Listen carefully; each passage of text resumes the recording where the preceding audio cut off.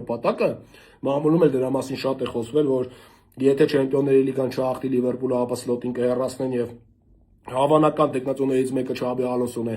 այդ ղեկի համար, բայց երբ որ մենք հաշվի ենք առնում այս իրավիճակը, ապա ամբողջությամբ ռիսկը դնել Չեմպիոնների լիգայի վրա, որ այնտեղ անպայման հաղթելու են, իհարկե չի լինի։ Ես կարծում եմ, որ ԱՊԼ-ն այս տարի եւս UEFA-ի ռեյտինգով ստանալու է 5-րդ տեղը Չեմպիոնների լիգայում, որտեղ անգլիական թիմերը ֆանտաստիկ ֆուտբոլ են խաղում։ Դրա համար Լիվերպուլը պետք է ամեն ինչ անի, որ գոնե լինի 5-րդը, որտեղ ես գրեթե համոզված եմ, որ 5-րդ տեղը եւս տալու է Չեմպիոնների լիգայի ուղեկի։ Դերևս եկե դեռ շատ խաղեր կան, կարող է շատ բան փոխվել, բայց այս պայմաններությամբ տպավորություն կա, որ Չելսին